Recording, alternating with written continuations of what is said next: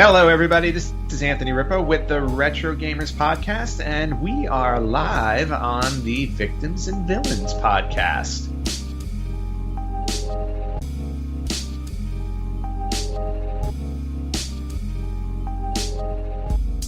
Welcome to the show where we talk nerd, we talk hope, and we speak nothing else. I'm your host, Captain Nostalgia, and this is episode 342, Friday the 13th, a new beginning. There are those who believe that the terror of Jason is buried forever. They're wrong.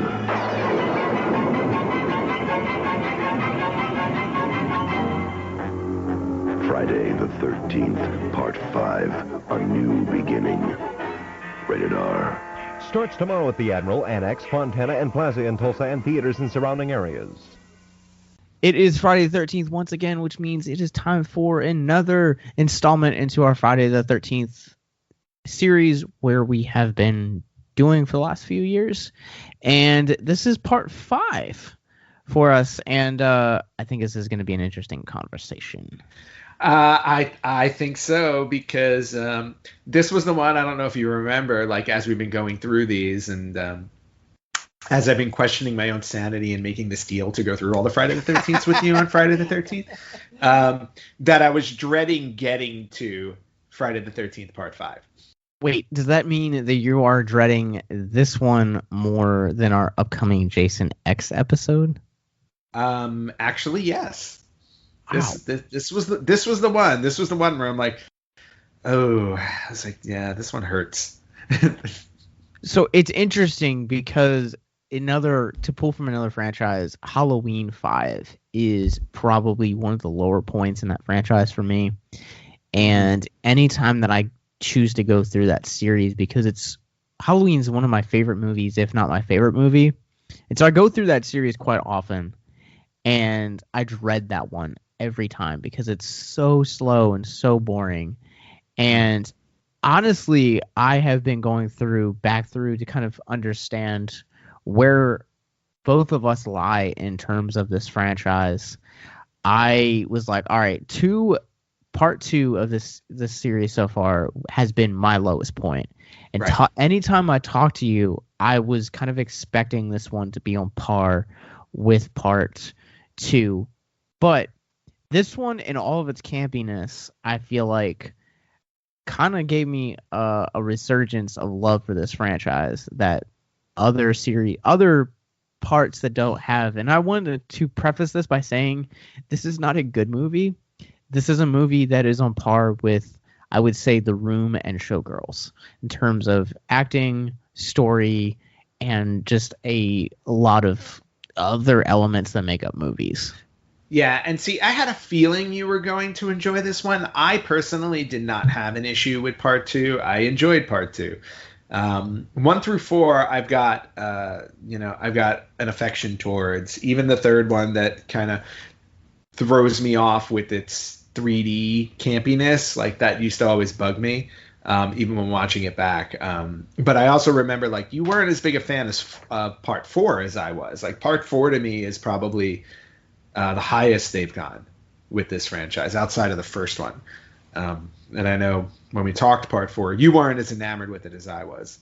But with 5, yeah. I had a feeling you were going to enjoy 5 way better than I did. I think my issues with Part 4 still remains of those, like, contradicting narratives where it's like you have Tommy Jarvis and his family, and then you have the cliche teenagers that are going to get killed by Michael. And it's like, in the end, by the third act, one of those storylines is completely gone, and you just remain with Tommy Jarvis. And I love the Tommy Jarvis aspect of Part 4. I love that they kind of were like going through this like resurgence in horror at that time where they're trying to like pass franchises off to children. I thought it was kind of like a refreshing aspect that we hadn't seen for that franchise up to that point, because this is right around the time of like Goonies, Gremlins, and it's only going to be a couple years later before Halloween attempts to do it with Jamie Lloyd, Daniel Harris, and I liked that aspect. And we're still a few years away from another child-centric horror in Child's Play. I enjoyed seeing Corey Feldman in that respect. I love Corey Feldman throughout the 80s, but a lot of people did. Here, for this one, I like the idea that we're going through. It's never established. Like, I'm guessing that it's like, what, 5 years between parts 4 and 5 here? Roughly. So, like, it's never, like, ultimately established, like, how old Tommy Jarvis is through here. But I like the idea of him being psychologically damaged from the events of part 4. And, yeah, and I agree with that. Like, I thought that part 5, like, I like that they tried to continue the Tommy story, no question. I like the fact that he was, like, psychologically scarred. I thought all of that was, like, you had a perfect opportunity to really dive into the meat of a main character in this series for the first time ever over multiple films. Because this is really the first time you had a character return that wasn't going to die in the first 5 minutes or 10 minutes of the film. Because normally, the trope is you survive one, you die at the beginning of the next one, and then on, forward you go. So that, like, I thought, like, there was hope for that. And I really wish that they had done more with the rest of the film to kind of build around him, which unfortunately I don't think they did.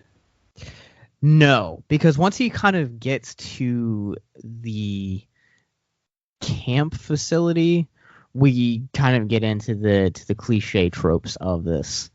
But some of these characters I really did enjoy, like meeting Reggie the Reckless, of course. Also known as Dudley from Different Strokes. Oh yeah, I was wondering why he looked so familiar. Yep. Yeah, I was like, it's Dudley. I'm like, this is awesome. Like, and again, I haven't watched part 5 in such a long time. I completely forgot that he was even in it.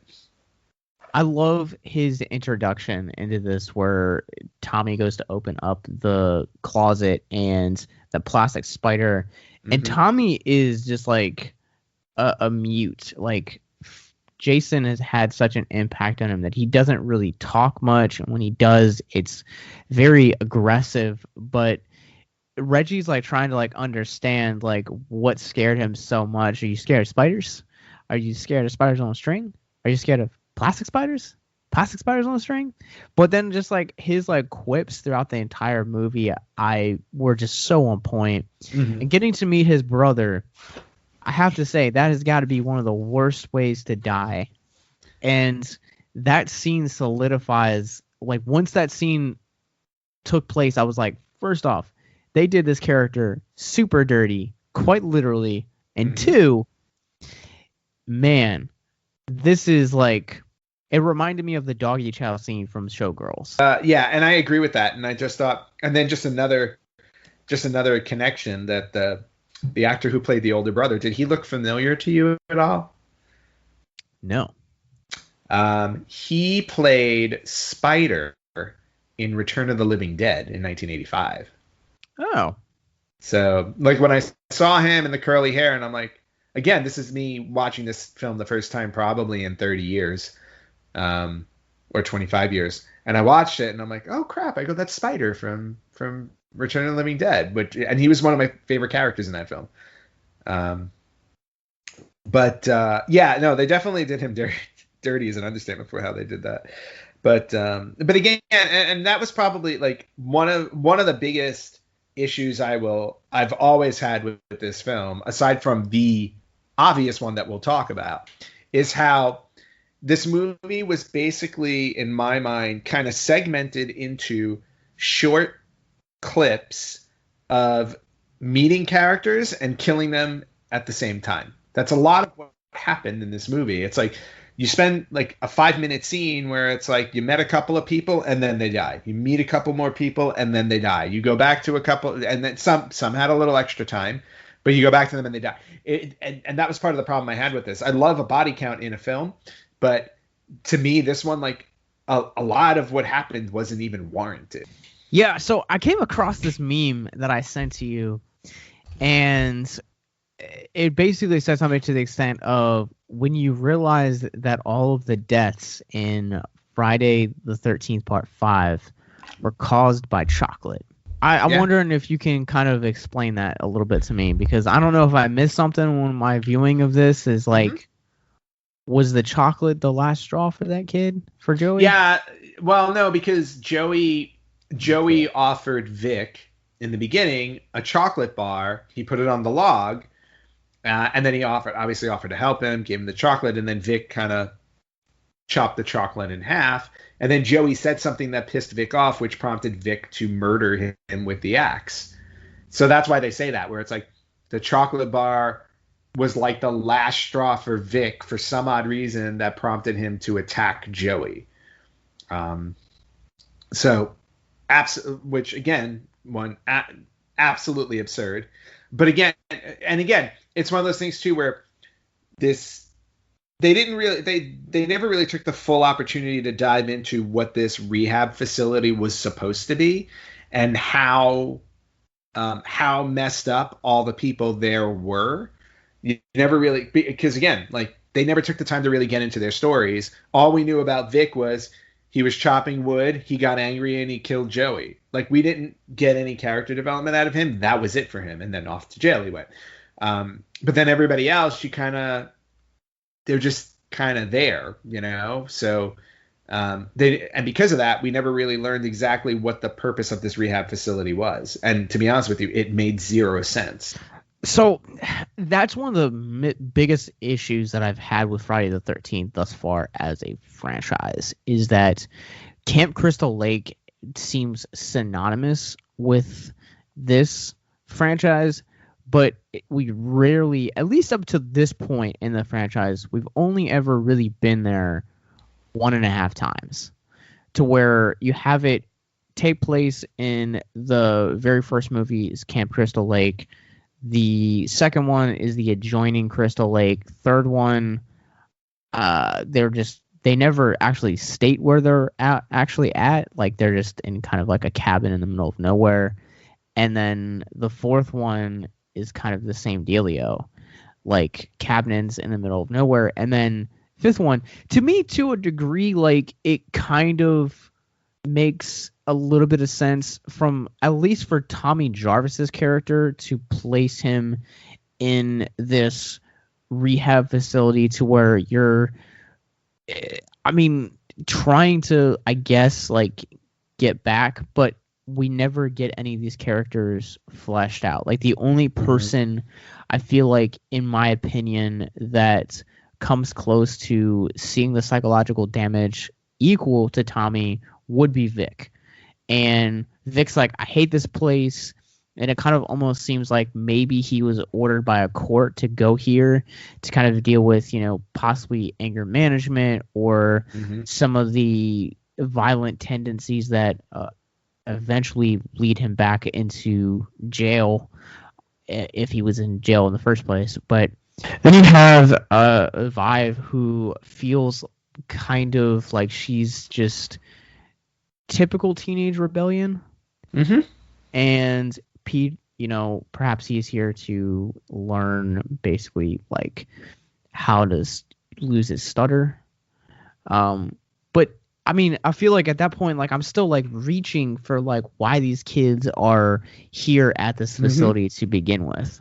Well, and that's the thing, and then and obviously the problem there is like they're so far apart in what their issues may be. So to your point, Vi seems like a rebellious teenager. Okay, great. Or a rebellious young adult, whichever way you want to call it. Why is she in the same facility as a guy like Vic, who clearly has anger management issues to the point of where he could murder somebody? So like, and that's part of the issue. Like granted, horror movies tend not to go deep into story, right? We all know this, especially like these kind of films. It's really setting up a bunch of characters to die. That's really what you're doing here. But at least like for me, it's like you have the opportunity to at least make a little bit of an effort. And I thought you had an opportunity here to do that with this whole whatever type of rehab facility this was, if all to me, it's kind of like if you look at this in the same realm of A Nightmare on Elm Street 3, right? Nightmare on Elm Street 3, you had a bunch of these teenagers that were in a hospital, a psychiatric ward, because they were all considered suicidal, which we know is not true because what they're doing is they're being tormented by Freddy Krueger in their dreams. But at least like what they did was they brought you into the facility with all these characters. They gave them a common trait in the whole suicide thing, and then you learned a little bit about each one of them. And you can rattle off each character and what, at least what their core interests were, aside from how they got there. So, you had Jennifer, who wanted to be a TV star, and you had Taryn, who was, who fell in with the wrong crowd, and so you knew at least a little bit about each one of them, so you can relate to them. You can't relate to any of the characters in this film at all, except for Tommy. Tommy, and even with Tommy, it was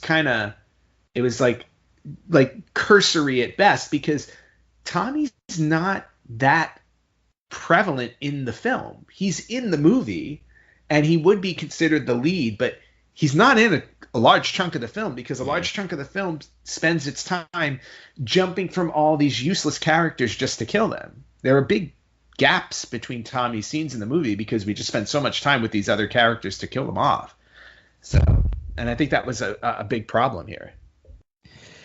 No, I completely agree, and I would have liked to kind of see them explore Tommy Jarvis's character a little bit more, because he's the most compelling aspect of this film. Here you have a character that witnessed these brutal murders and almost got murdered himself. Like what does that actually do to a person's psyche? Mm-hmm. And the franchise has like kind of hinted at that before. Like we go back to like part 2's like prologue, so to say, and you kind of see like how that has affected that character, because it was Ginny is the name of the character, right? In the second one, yes. Okay, so it's like we're seeing that. No, sorry, it was Annie. That was the final girl. Oh, you're talking about Annie for Alice. Alice, okay. Alice. So here you have Alice, who has clearly been damaged and traumatized by this event, and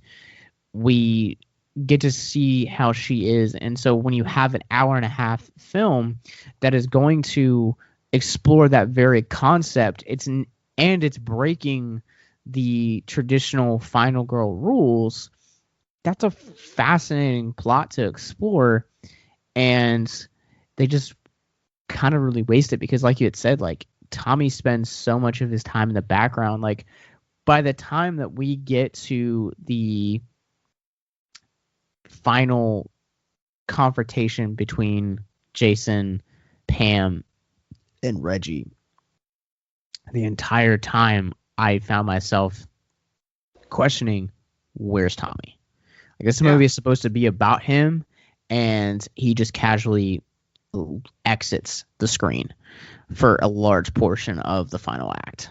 Yeah, and again, a lot of it is because, and not just the final act. I mean, if you go through the first and second act, he disappears a lot too, because we get basically introduced into other characters just to see them get killed off. It's like, you see Eddie and Tina get killed off in the woods, but then you meet you have that completely useless subplot of Ethel and Junior, which took up way more time on screen than it ever needed to be.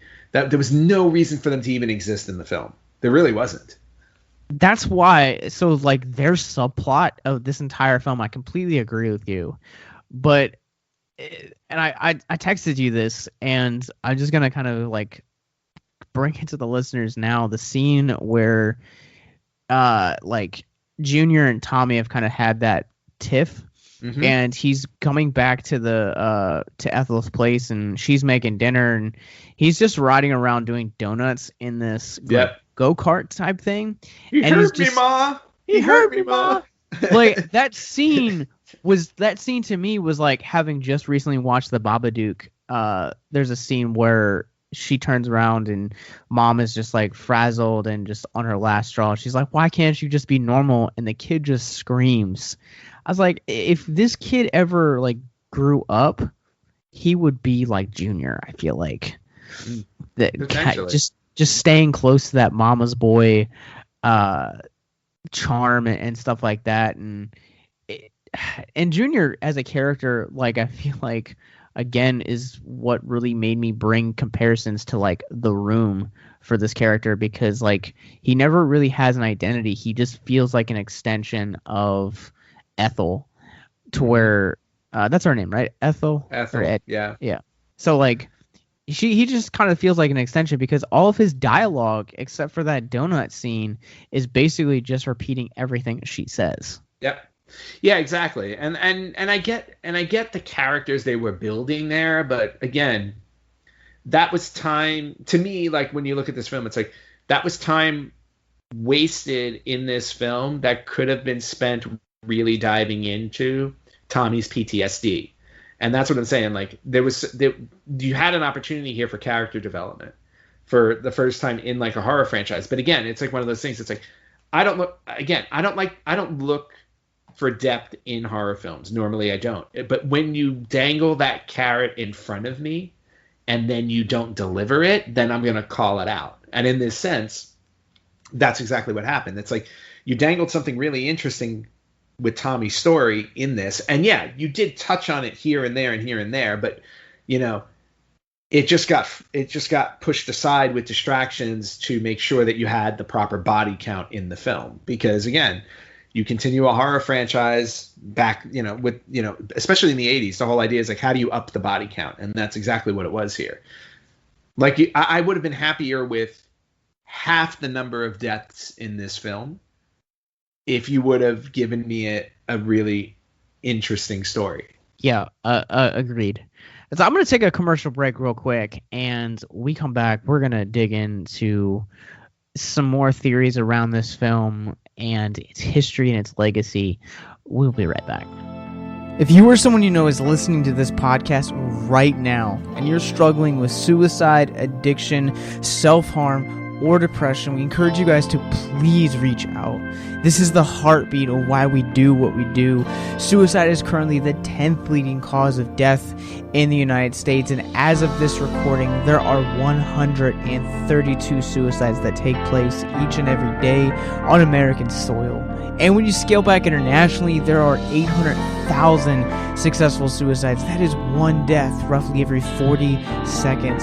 So if you or someone you know is struggling, you guys can go to victimsandvillains.net/hope. That resource is going to be right in the description wherever you guys are currently listening or streaming this. There you'll find resources that include the National Suicide Lifeline, which is 1-800-273-8255. You can also text HELP to 741-741. We also have a plethora of other resources, including churches, getting connected with counselors, LGBT resources like the Trevor Project, and also veteran hotline as well. Please, if you hear nothing else in the show, understand that you listening to this right now, have value and worth. We get it. Suicide, depression, mental health, these are hard topics, and the stigma around them doesn't make it any easier. But please consider the resources right in the descriptions below wherever you guys are listening, because once again, you have value and you have worth. So please stay with us.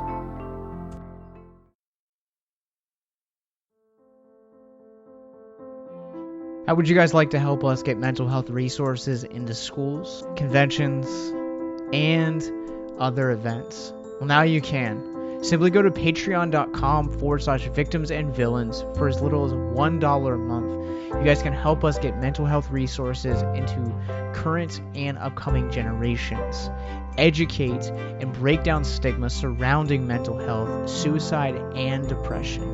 And you get exclusive content that you can't get anywhere else. And you guys can tell us which Nicolas Cage movie you want us to cover, and we'll do it. All it takes to get started is to go to patreon.com/victimsandvillains, or simply click the link in the episode description wherever you guys are currently listening or streaming this episode. Pick your tier and get started today. Yes, it's that simple. So quickly select the tier that you want and help us get hope into the hands of the depressed and the suicidal today. Welcome back to Victims and Villains. We are on the fast track to spoilers for 1985's Friday the 13th, A New Beginning. This is your official spoiler warning. Jason's coming. Can you give a spoiler warning for a movie that's 35 years old? I always do it. We did one last week in memory of Sean Connery. It was Goldfinger, and my co-host for that said the same thing. He's like, well, it's been out for like since 63 or 64, so like, do we really need it? I was like, yes we do. Yeah. Just in case people haven't heard it.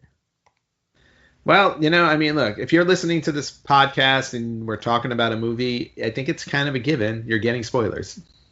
That is true, but I always like to just kind of politely throw that out there. Just be considerate of people. I think that's very considerate of you. You should stop that. We always put listeners first here, Victims and Villains. But I'm curious. So you said this in part 4, that part 5 is basically like the Halloween 3 equivalent to this franchise. And I'm curious if you can kind of elaborate on this, because for me, this film feels, with the aside of like maybe like the last like 10 minutes, feels very much like it operates from like the camera angles, the formulaic aspect. Like it feels very much like a Friday film. But I'm curious if you can expand upon that. Yeah, I mean, if you know what Halloween 3 Season of the Witch, which in my opinion was actually a very good movie. I did enjoy the movie. Same. Enjoy the movie, enjoy the story, very solid. But there's one big omission from the film, and that is Halloween 3, there's no Michael Myers. In fact, in the movie, they're watching Halloween on TV. So they're actually establishing that this movie doesn't exist in the same universe as Michael Myers. Now, the reason being is that the Halloween series was initially seen as an anthology series, almost like the way we see American Horror Story today. Every season of American Horror Story is a different story. Originally, each one was its own story. It existed in its own world. Eventually, they started pulling them together. But originally, they were like that. That was the impetus for the Halloween series. They were just going to go that route. But what happened was Michael Myers became so popular that when Halloween 3 came out, people started complaining. It's like, well, how the hell do you do a Halloween movie without Michael Myers? So then Halloween 4, they went back to Michael Myers because that's what people wanted to see. Friday the 13th, Part 5, I always categorize it as the Halloween 3 of the series because at the end of the day, there's no Jason Voorhees in this movie. That's really what it comes down to. The killer is not Jason Voorhees. And as a result of that, to me, this one kind of exists outside of with the exception of Tommy. Again, see that, and this is part of the reason where I'm like, you were setting this up so well to continue the story, and obviously to continue the story of Tommy and his issues with Jason, and then you didn't put Jason in the film. So right there, it's like you kind of cut this movie down at its knees. So and that's why I say like this one kind of exists outside of the rest of them because you don't have your antagonist in it. I can completely see that. And as I've established in parts 1 through 4, this, for the most part, I have not seen a large number of these movies. And this was a first-time viewing for me. And as a first-time viewer, I continue to appreciate the way that the filmmakers never show you Jason's face throughout the first 2 acts of this. Like, if you ever see him kill anyone, it's normally by his wrist and stuff like that. So finally, when you get that big reveal of the hockey mask and the towering giant that is Jason, quote unquote, Jason Voorhees, it's like, okay. And the way that they very much like attuned exclusively to his eyes throughout the large portion of this, I thought that Tommy had snapped. And had actually become Jason. And so when it's revealed in the end that it's actually Joey's father, it's such a massive letdown, because again, you're wasting what could have been an interesting character arc. Like that to me, like Halloween has done it in the comic books to where like Laurie Strode was psychologically damaged so much that she actually took up the mask from Michael Myers. And when you go back to Halloween, Michael Myers was never initially supposed to be Michael Myers. He was the shape. And it's very much like they wanted to take that anthological approach to storytelling. And we talked about this in Friday the 13th Part 1, where Friday the 13th was supposed to be an anthological series as well. And people just kind of attach themselves to the character of Jason Voorhees. And then Part 3, when you give him the mask, it's now a turnaround as like iconic.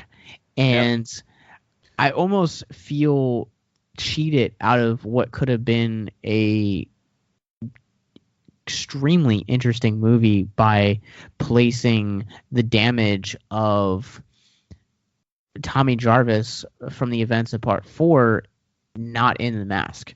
And he eventually like does tag out the mask, and he kills Pam, which I want to talk about her in just a few minutes. But that sequence where he kills her, like, I feel cheated watching that, because that could have been your entire movie right there. And it just feels like a shoehorn at that moment where he takes up the mask, which, why is that mask not in freaking police custody? Like, why does he have it?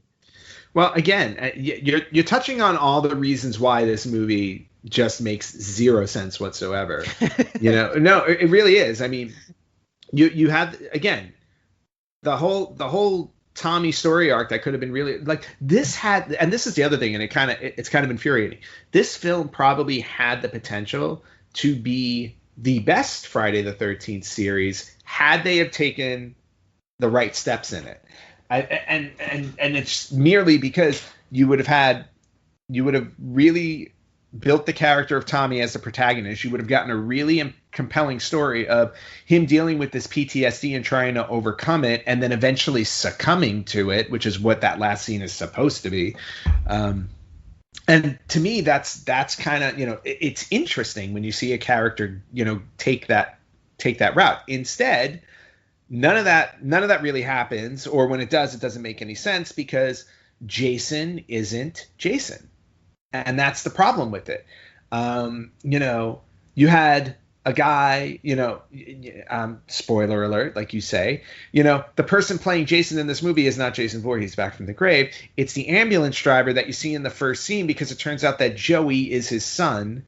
And this is right after the sheriff said, like, oh, well, his mom died giving birth to him and his dad's never been around, which means that, like, they even established in the beginning, like, the dad's never been there. So, but then it turns out the dad has always been around as a paramedic, and now that his son is dead, that pushes him over the edge to start murdering people. It makes no sense. It's like, if you cared about your kid, you would have raised your kid. He didn't even raise his kid, but now he's pissed off that his kid gets killed. None of it makes sense. And then on top of that, again, it's like he gets pushed over the edge to murder people. The one person he doesn't murder is the one who murdered his kid. Vic gets carted off to jail, and then he decides, well, my son's dead. I'm mad that he got killed, so I'm going to kill everybody else I come into contact with except the one who murdered my son. Okay. And granted, let's say we're thinking logically, Vic is in prison. He can't get to him in prison, but what was it about all these other people why did you hate all these other people to the point where you had to murder them? Granted, maybe you have an issue with the guy with Matt, who runs this facility, right? So now you're going to take it out on that group of people. Great. Totally understand that. Pick off everyone in that facility. Why did you kill your EMS partner? Why did you go to that other farm and kill Ethelyn Jr.? Why did you go kill Reggie's brother and girlfriend? Like, you know what I mean? It's like just looking at all of it, it's like, none of it adds up. So it's funny that you talk about that, because this film has kind of become notorious in the franchise as kind of having not only a high body count, but also it's been notified for its explicit sex scenes and that it has throughout the course of this. And also on top of this, the production that they talk about in Camp Crystal Lake, or maybe it's Crystal Lake. Crystal Lake Memories, the book. Behind the scenes, the production was like plagued with hardcore drug use, and I can see that. Like, honestly, from a narrative standpoint, it feels riddled with a cornucopia of just issues, to where when we did The Room, and I keep coming back to The Room, when you're trying to find out what Tommy Wiseau is trying to tell the story of this couple, this like love triangle basically, and how there are certain aspects of that narrative that just don't make sense.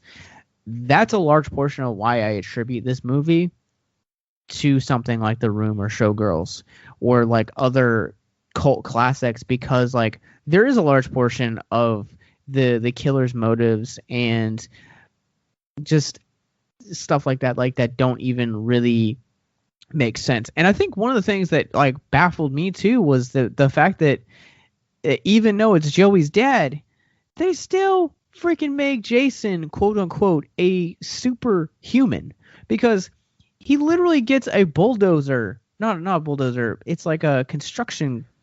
Yeah, he gets run over by a piece of heavy machinery, or gets hit by it in his stomach. Abdomen. Yeah, right in his abdomen, and he doesn't bleed to death. Now, granted, this Jason, they did have this Jason kind of like sell the injury. Like, you see him struggling after that, the same way he struggles after his shoulder gets hit and all that stuff. Like, they actually did show him kind of struggling through some of these things, because he was a human. But at the same time, to your point, it's like, you know, I mean, I just go back to the same thing over and over again. It's like the motivation wasn't warranted. The targets that he had weren't warranted. And at the end of the day, again, it took away from what we really should have been following, which was Tommy's struggle to get over Jason Voorhees. And the way that they tried to do it, not only, to me, did it not succeed, then you tack on that ending, which, again, made zero sense whatsoever. It's like, why would Tommy decide to take up the mantle for Jason? Because that's essentially what they were trying to tell you. So that particular scene right here, can we talk about it for a few minutes? Because to me, had it been not Joey's father, but it had been him actually succumbing to Jason the entirety of the movie, I feel like would have made this movie a lot more cleaner in terms of storytelling and narrative. And I keep bringing it back up, but one of the things that, as controversial as it is to say this, I liked the second Halloween from Rob Zombie. And I liked it because you got to see how Laurie was so messed up by the events of the first Rob Zombie Halloween, and you're seeing that play throughout. And then once it gets to the, spoiler alert, part where she finds out that she was his sister, she just mentally breaks down to the point where she is now on his level of mental anguish and damage in the finale of that film, and ultimately ends up, killing him and then picking up the mask herself. And had they made a third film, they would have actually explored that a lot more. And Devil's Due Publishing actually had to explore that concept of Laurie being so messed up from the events of Halloween in the comics, where she goes on a killing spree, and you think the entire time that it is Michael Myers, and then the last panel, it's revealed that it's Laurie Strode. Like, it's interesting to kind of see that, and I feel like that's a huge missed opportunity this movie could have done, of exploring not only his PTSD as a character, but exploring him as taking up the mantle of Jason, kind of to cope with that PTSD as well. Right, and I agree with that. I go, there are people who do succumb to, to their trauma, and they wind up doing, horrible things. There's no question about that. And I do think that was essentially where they were planning to go, and I think that what they were planning to do moving forward, since Friday the 13th Part 4 was called The Final Chapter, right? The idea behind it was Jason is killed. He's officially killed. He's dead. He's gone. Part 5 is called A New Beginning because they needed somebody to take up the mantle of Jason. I think what they were trying to do was Tommy was going to be that person, and they were using Part 5 to tell that story so that when you got to Part 6, Tommy would be Jason. I truly believe that was where they were trying to go. But because they had mishandled it so badly in Part 5 and how Part 5 did not resonate with anybody whatsoever, they dropped that whole idea and then went back to Jason in Part 6 and resurrected him. That's ultimately... Plus, I honestly don't think people would have continued to follow the franchise if you did not have Jason. Yeah. I completely agree. And so and it comes back to that sixth title, like you said, Jason Lives. People didn't like the idea of saying, okay, hey, we're going to take an anthological approach to this. We're still going to give it to you, but it's not going to be the same killer that you know from these previous 4 entries. Right. And then we kind of get the same way, because there's even a scene where the sheriff of the town is like talking to the mayor, the governor, and he's like, I love the line that he says. It's so cheesy. He says, small towns are supposed to be safe. And he never, no. And so he basically, he's like, all I know is doing this is Jason Voorhees. And he's like, Jason Voorhees is dead. And I don't know why I went Southern with that. Beats me. But whatever works for you. It's funny, to kind of do this. And if we can get into some of the behind the scenes stuff on this, I think this is fascinating. Besides all the drugs. Besides all the drugs. And so this originally, when the actors were auditioning and were cast in this role, it was actually under the fake title of Repetition. And which, again, if you know anything about the Friday the 13th franchise, it's a very prominent title. That's all they do. Yeah. And they didn't actually know it was a Friday the 13th entry until after they were cast. And the lead actor, John Shepard, who plays Tommy Jarvis in this movie, to get into the mindset of Tommy, he actually volunteered at a mental hospital to kind of get better in touch with his character. And he was actually very disappointed to understand that, this was actually going to be Friday 5. And then the director actually talks about how he had shot a quote unquote porno in the woods, saying you wouldn't believe the nudity they cut out. Wow. Okay. Well, so look, horror movies are synonymous with sex scenes, especially when we're going through tropes. So that's not surprising at all. Yeah. And the Feldman cameo that we get in the very beginning, he shot that on an off day from shooting The Goonies. And it's also worth noting that this is the only Friday the 13th series film in the series to feature a hockey mask design with 2 blue triangles pointing downward, as opposed to the more common variant of the 3 red triangles, with the lower 2 being pointed upwards. Yeah, and my only thought behind that is that they just wanted to differentiate this Jason from the actual Jason because it wasn't the real Jason. So I agree, but I kind of actually like the mask for this one. I feel like it fits the character that, hey, this isn't Jason, but hey, we're going to make him look an awful lot like Jason. Yeah, agreed. But at the same time, you can tell in the film, all throughout the film, Jason, if you look at in all the other movies, they purposely cast a Jason who is tall, big framed, very imposing. When you watch this guy walk through the film, once they reveal him, because they reveal him a lot later, once they reveal him, he's not that imposing at all. So you automatically can see the difference, or at least I did when I look at the film. It's like you watch this Jason and you're like, oh, okay, he doesn't look that big. And which makes sense because the ambulance guy, the EMT, was kind of an average sized person. Yeah, and that's kind of one of the things that I feel like I've really come to notice about Jason in particular is that by this point in the franchise, he has been known to kind of be this like very looming, very hulking, very imitating guy. We were talking about wrestling before we started recording, and he kind of almost has that wrestler-esque stature to him.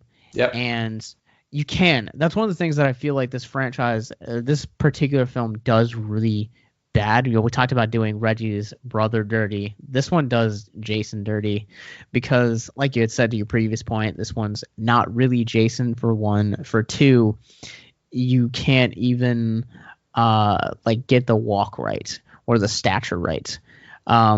It is kind of something that's really disappointing, and it's never something that I realized until a couple of years ago where, you watch the way that certain actors that are taking up roles like Michael Myers and Jason Voorhees, like how differently those characters move and how there's a certain walk or a swagger to them as characters is that they have to come across intimidating and move a certain way in order to come across as effective. And that's one of the things that I feel like this film does a massive disservice to the character is just the way that he just does not operate or fashion himself in the way that Jason Voorhees would.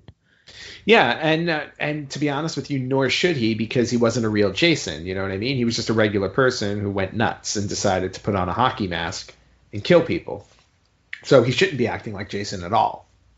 Do you think that it makes him less intimidating not being that way? Well, it's not necessarily that it makes it's not so much less intimidating. It's just the fact of what we know the character to be. And I think that just kind of takes away from it if you notice it. See, here's the other thing, too. It's like because we don't – look, I think the reason why we don't see him for most of the film is because they didn't want to give that away. A lot of this film, like with the murders and everything like that, a lot of this film works kind of the way Friday the 13th Part 1 works, where it's the POV camera and then you see the murder, you don't see the killer. And you're left guessing who the killer is. Now, they did the same thing here, even though we're all sitting here watching saying, well, we know it's Jason. It's a Friday the 13th movie. We're 5 movies in at this point. We know it's Jason. But I think they purposely did that because once you finally get the reveal of Jason in the third act, essentially, you look at him and you're like, just looks like a regular-sized guy. The Jason we know from parts 2, 3, and 4, to your point, big, hulking, imposing. This guy's none of those things. And obviously, this was done intentionally to hide the fact of where they were going with this Jason, in the sense that it wasn't Jason.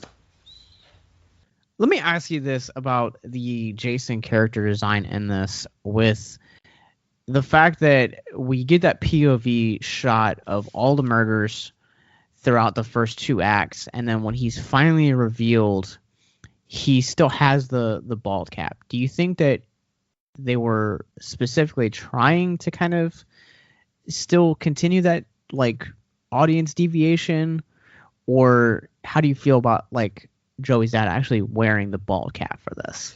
Yeah, see, and that was the weird thing about it. Again, I mean, I think the whole idea was that this, the EMT guy was trying to pawn off the murders. And again, this is also something that if you think about this guy's psyche, doesn't really add up, right?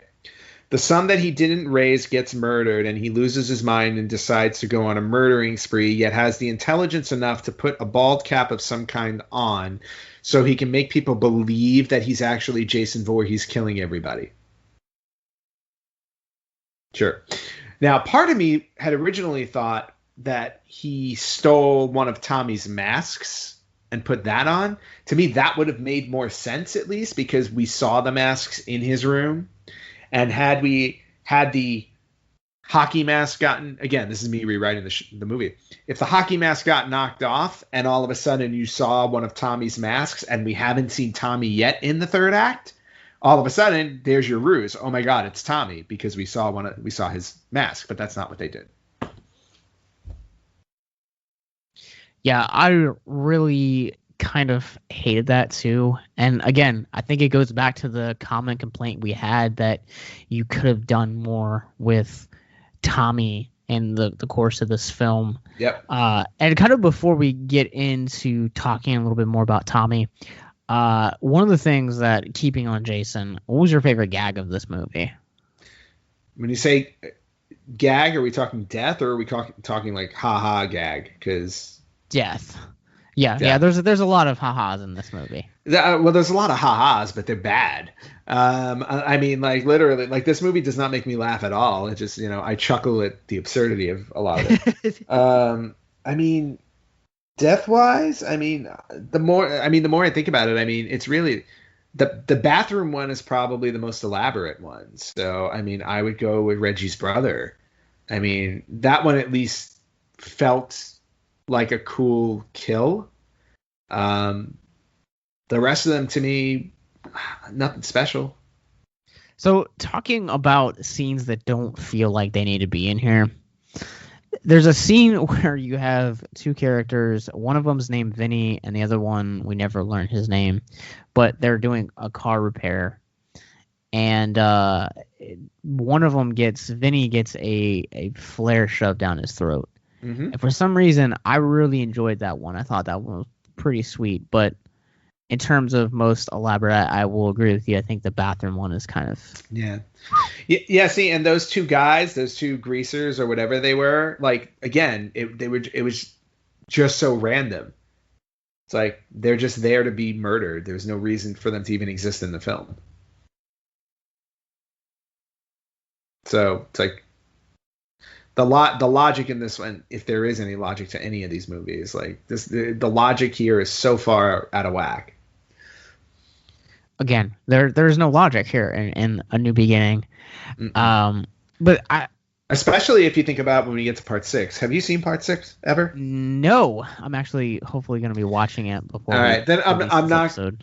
Right, I'm not gonna say what I'm about to say, because when we get to the next Friday the 13th, 6 months from now or whenever it is, we'll talk about it. I'll try and remember. So one of the things that I don't know how I feel about this movie, as much as I think we're on opposite sides of this, how did you feel about Pam being the final girl for this movie? To be honest with you, you could have swapped Pam with Violet. You could have swapped her with, was it Robin? Yep. Any of them could have been the final girl, because there was zero character development on any of them. Like, even Pam, it was like, okay, fine, you're the final girl. I know nothing about you. Yeah, Pam seems like very one note. When we meet her when Tommy first arrives to the compound, and she's basically like, is it Mike? Is that the director's name? Matt. So she's gets kind of murdered like, off screen. Yeah. Like, we just see his body at one point, and then that was it. I'm like, okay. She just kind of seems like a very weird choice, I guess, for me. Well, there was nothing to her.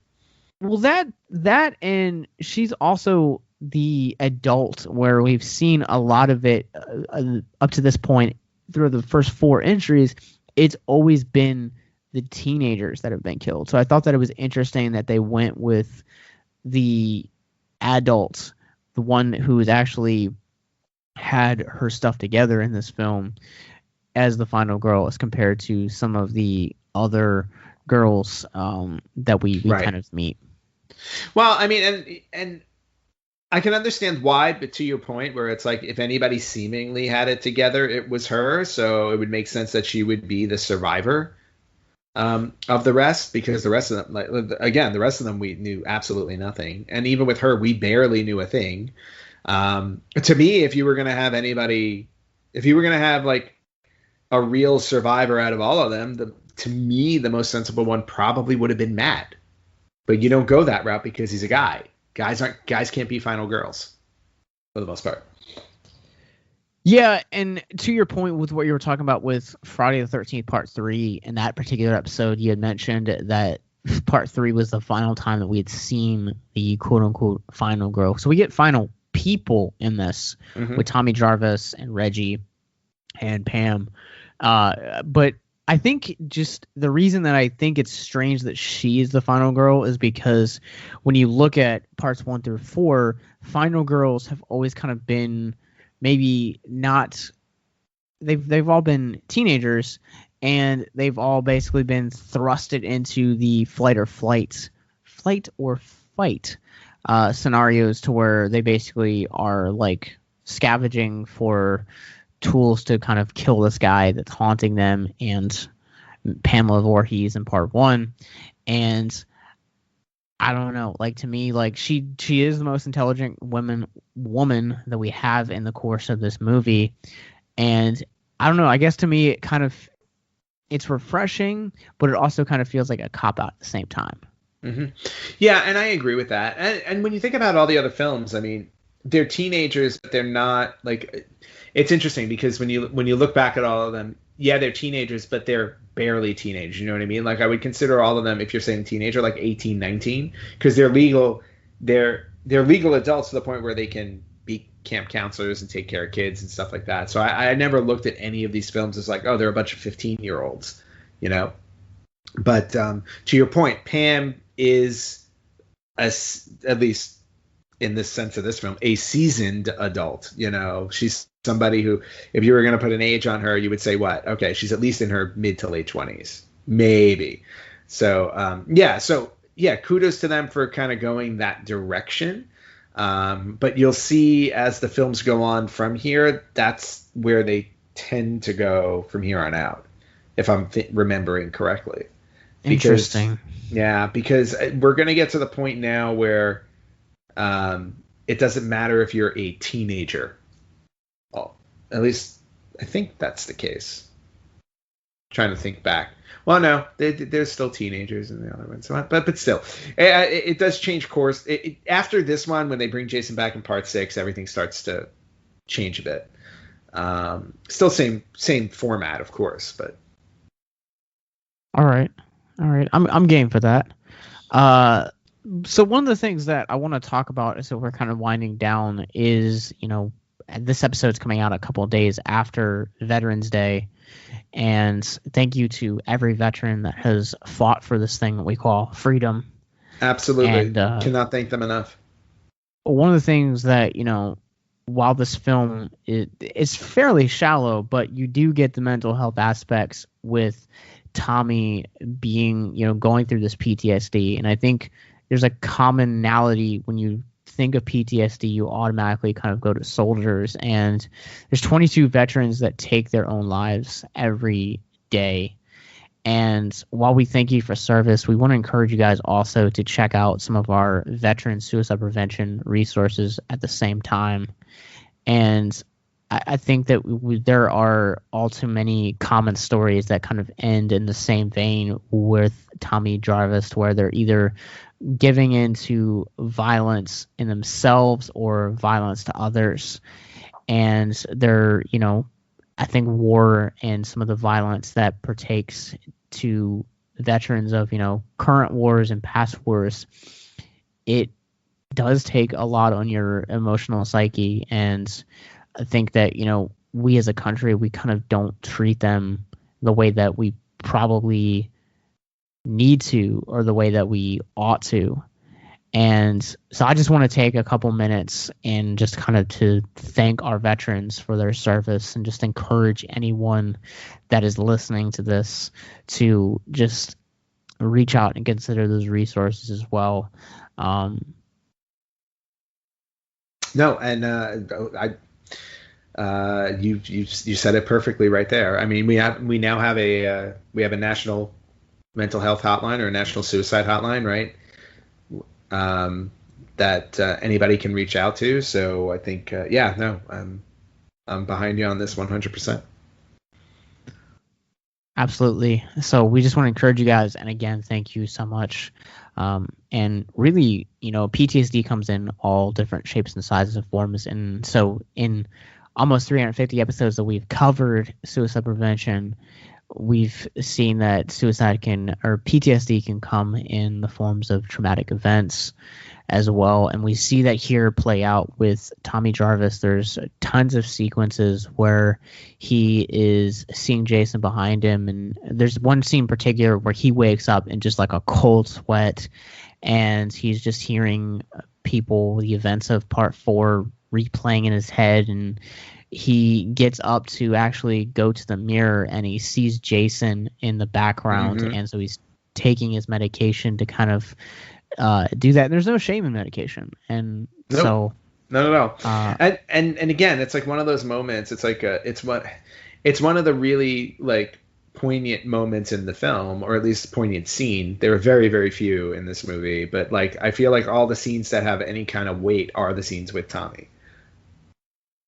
Yeah, and exploring something like PTSD, I think that it breaks those stigmas and helps people understand that they're not alone, and that PTSD mm-hmm. does come in all different shapes and sizes, whether that's something as something like a car accident, or something as grand as war and exploding bodies and stuff along those lines. And so again, just want to encourage you guys to reach out if you're struggling in that area, because there is no shame in medication, therapy.